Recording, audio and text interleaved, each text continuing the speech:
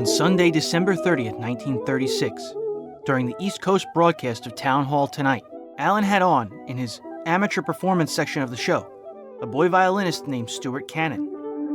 Canin played a violin solo of Schubert's The Bee. Jack Benny was known to play the violin with great effort and very poorly, but he had the country's highest rated program. Fred Allen had no way of knowing whether Jack would respond.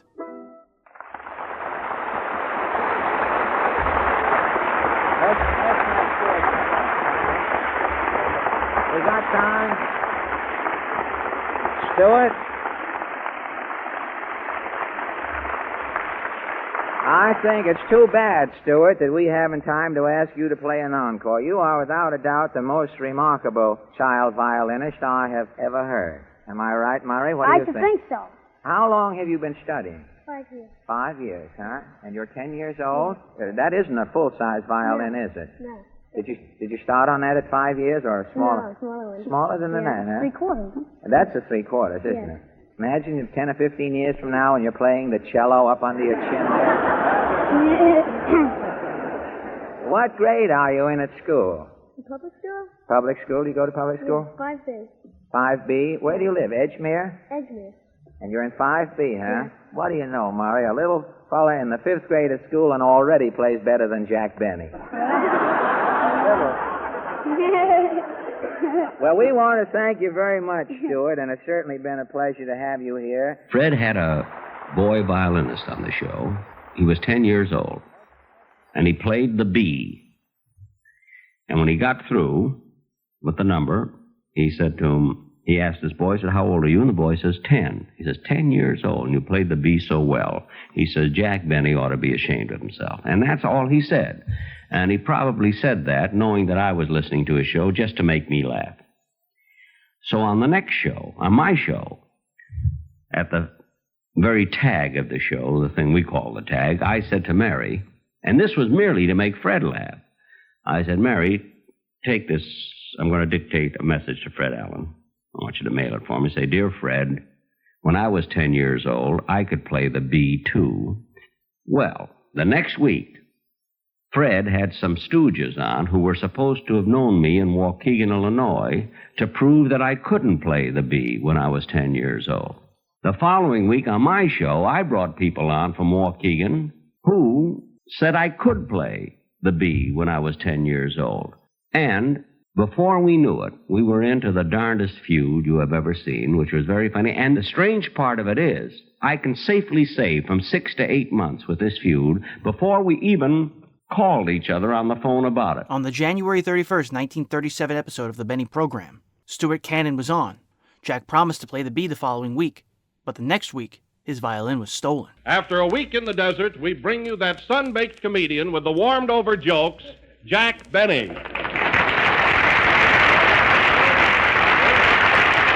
Yes, sir. Thank you. Hello again. This is Jack Benny, that little ray of sunshine, just back from a week at Palm Springs and feeling twice as healthy as ever before. And anything but anemic.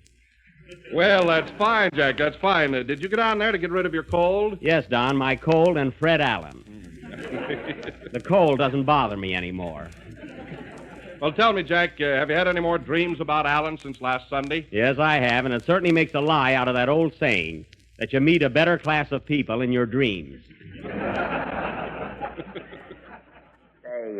Not wishing to interrupt myself, but while I think of it, did you hear Mr. B last Sunday? Oh, yeah. Yes, Jack had a pretty good program, didn't he, Fred? You don't think it sounded any better just because it was coming out of the Waldorf Astoria, do you? I'll bet he won't get his program in there again next Sunday without baggage. Why? What do you mean, Fred? Jack didn't pull any faux pas at the Waldorf, did he? Why, that Oak Day.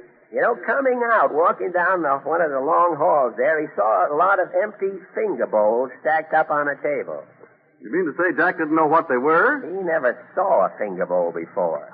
He said, "Gosh, the next war is going to be terrible. They're making trench hats for children." No kidding. Imagine that guy driving up in front of the Waldorf in a trailer. The doorman must have been plenty mortified. At the Waldorf? Yeah. The doorman at the Waldorf didn't even know what the trailer was. He thought one of the penthouses blew off the roof. Oh, say, Fred, did you hear Jack say that you missed... Each successive week, the feud built until it was decided that Benny and Alan would meet in the fight of the century on March 14th. NBC was flooded with ticket requests. The entire country was caught up. The show was moved to the Grand Ballroom at the Pierre Hotel to accommodate the crowds. If it isn't Boo Allen. Now, listen, Alan, what's the idea of breaking in here in the middle of my singing? Singing? Yes. Now, listen, Betty.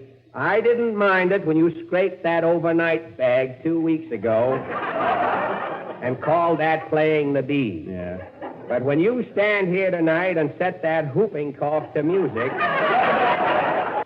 and call that singing, you're going too far. Oh, you didn't like it, huh? Like it? Why, you make Andy Devine sound like Lawrence Tibbett. Now, look here, Alan. I don't care what you say about my singing or my violin playing on your own program. But when you come up here, be careful. After all, I've got listeners. Keep your family out of this. Now, listen. My family likes my singing and my violin playing, too. Your violin player. Yeah. You're using the verb loosely, Mr. Benson. Why, if I was a horse, if I was a pony even, and found out that my tail...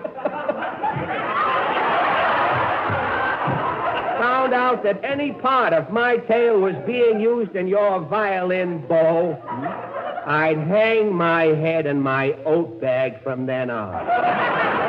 Well, you listen to me, you Wednesday night hawk. Another crack like that, and Town Hall will be looking for a new janitor. Why, you fugitive from a Ripley cartoon? I ought to bend your nose around until if you want to smell anything, you'll have to curb it. You lay a hand on me. You lay a hand on me. Anything we'll say accidentally will be better than the script.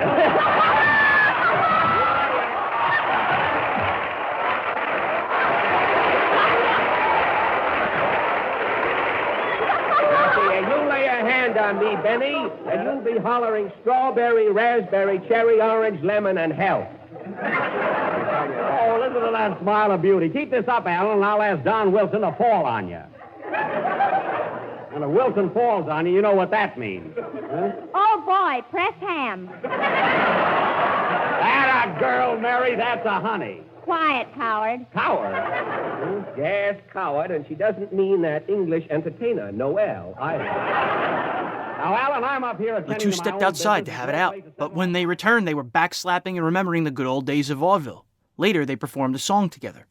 Fred Allen's ploy had worked. His ratings had steadily climbed during the winter. From then on, jokes about Benny were surefire hits. Jack, don't get excited. Look, if you're cheap, you're cheap. That's the way I look at it. Some people save asparagus ends. It's a hobby. My hobby is not spending. I hate to get these big laughs on your program. The increased ratings didn't stop Fred Allen from worrying.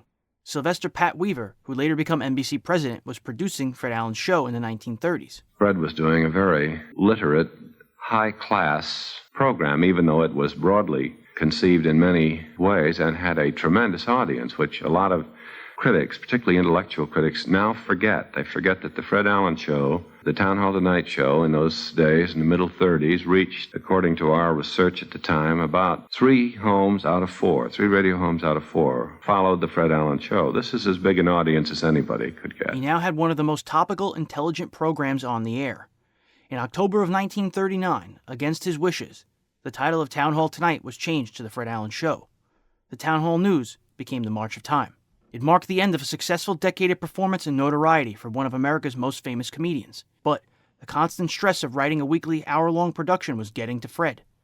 He was seemingly always at odds with his sponsors and the network. He didn't like their meddling. They felt he was consistently pushing the envelope. Former chief of programming for NBC, John F. Royal, remembers Fred Allen's work ethic in this clip from 1956. While many actors were playing the horses or the nightclubs, Fred would be in his dressing room playing the typewriter one finger, either writing for himself or writing for some other artist not so well off who needed some material. He never became competitive with people. Fred never kicked about billing. He never kicked about dressing rooms. All he wanted was a space in one where he could go out and work. Fred never was vicious. Fred would always pick a big target, because if you're going to be provocative, and he was provocative, he made provocation, and people would take sides and they'd bow, and he went on the basis of using words instead of the old slapstick or the bladder. He would throw custard pies with words. In the constant search for new material, on March 20, 1940, Fred invited falconer Charles Knight in for a People You Don't Expect to Meet interview.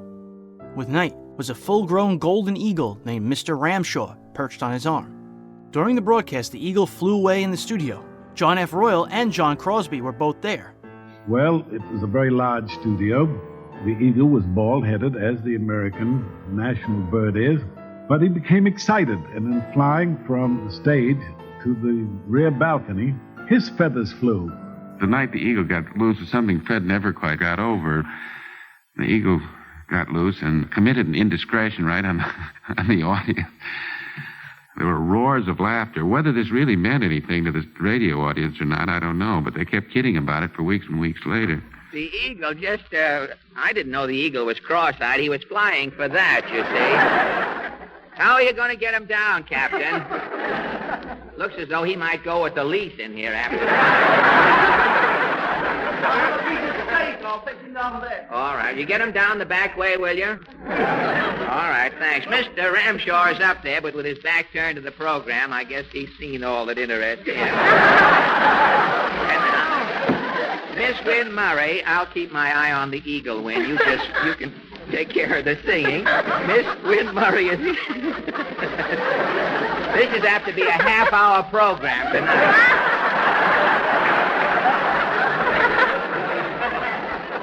All we need is Mr. Ramshaw to make his own station break, and we'll make it.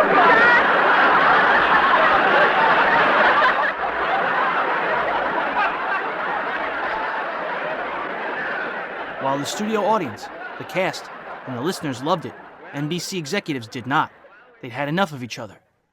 On June 26, 1940, the Fred Allen Show came to a close. Fred was a rebel against authority. He objected to authority whenever it attempted to interfere with what he wanted to do. Fred actually was not a comedian who used blue material, but the censors were terribly cautious, shall we say, and would frequently read into the line something that was not there. Fred Allen desperately needed a break. He decided to take the summer off.